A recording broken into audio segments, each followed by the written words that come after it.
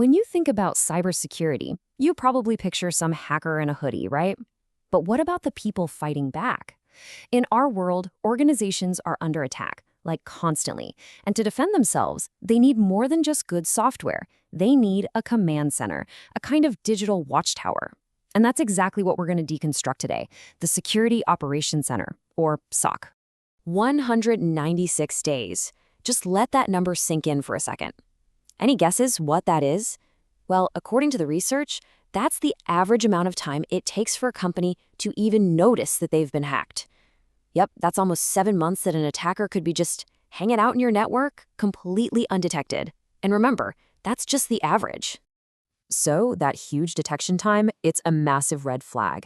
It shows us just how much organizations are struggling to keep up as cyber threats get more and more sophisticated. So, just how bad has it gotten? Well, let's take a look at the numbers. And this is where it gets really scary, because it's not just one bad statistic. Reported security breaches shot up 11% in just 1 year, and a massive 65% over the last 5. But get this, even after you finally spot the bad guy after those 196 days, it takes on average another 69 days just to contain the damage. That is a huge window of vulnerability. And maybe the scariest part? These are only the attacks we actually know about. So many just go unreported. Okay, so you're facing this just overwhelming threat. How do you even begin to fight back? Well, you build a watchtower, a central command hub with all your defenders, the people, the processes, the tech, all working together to protect the entire company. And that is the Security Operations Center, the SOC. But here's the funny thing. Even though SOCs are absolutely critical, if you ask a bunch of experts what a SOC is, you're going to get a bunch of different answers. As this quote points out, there's just no clear consensus. Is it a team? Is it a room with a bunch of screens? Is it a piece of software? Nobody seems to fully agree, and that's exactly why we're breaking it all down today. All right, so to cut through all that confusion, let's just use a solid definition that researchers have put together. The best way to think of a SOC is like the immune system for a company. It's not one single thing. It's a whole unit that brings together 3 key parts: people, processes, and technology. And they're all working in concert to spot threats and stop them in their tracks. And if you needed any more proof of just how important SOCs have become, just look at this graph. For years, nobody in academia was really talking about them. It was just a trickle of research. And then boom, around 2015, it just explodes. Something big clearly changed, and suddenly the entire world started paying very, very close attention.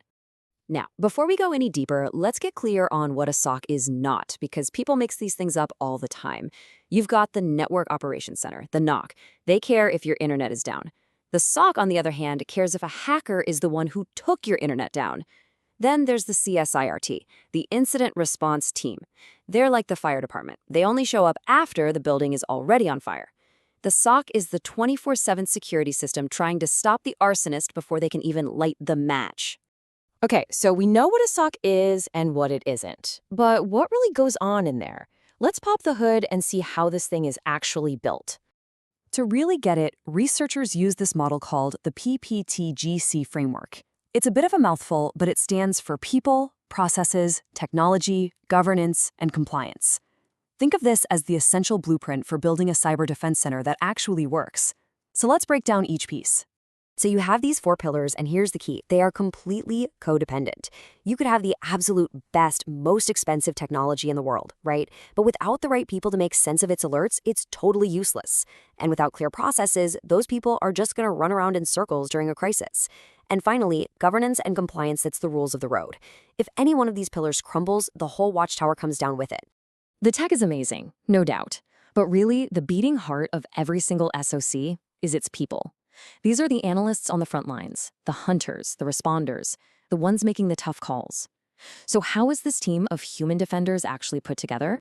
Well, most SOCs use what's called a tiered system. At Tier 1, you've got your triage specialists. Think of them as the front line, sifting through thousands of alerts a day, trying to find the real threats in all that noise. When they find something real, they escalate it to Tier 2, the incident responders. These are the detectives who do the deep dive investigation. And at the very top, you have Tier 3, the threat hunters. These are your elite veterans. They handle the worst of the worst incidents, and, this is the cool part, they proactively hunt for threats that nobody even knows about yet. Okay, so that 3-tier model is a nice, clean way to think about it. But the reality, in a big modern SOC, it looks a lot more like this. It's way more complex. It's not just a simple ladder you climb. You've got all these specialists like malware reverse engineers and forensics experts who work with the tiered analysts. So a Tier 2 analyst might find a weird piece of code and toss it over to the malware team to dissect, while they keep working on containing the breach. It's less of a ladder and way more of an interconnected web of experts all swarming on the same problem.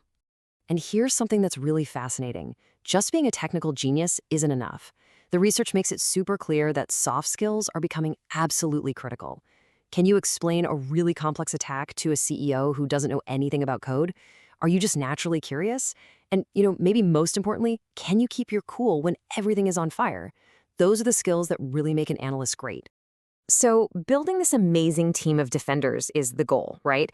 But it's also the SOC's single biggest challenge. This whole model we've just laid out is facing some pretty serious problems. And you know what? They're almost all human problems. 4 million. That is the estimated number of unfilled cybersecurity jobs around the world right now. 4 million empty chairs. You can't run a 24/7 Watchtower if you literally can't find enough people to staff it. And this crazy demand puts an unbelievable amount of pressure on the experts we do have, which, of course, leads to an even bigger problem. And all that pressure? It creates what the researchers call a vicious cycle. You've got this fire hose of alerts, the stakes are incredibly high, the hours are long, and it leads straight to analyst burnout. We're just burning through our best and brightest defenders, often way faster than we can replace them. So, if the talent shortage and burnout are the biggest threats to our defenses, how do we protect the protectors?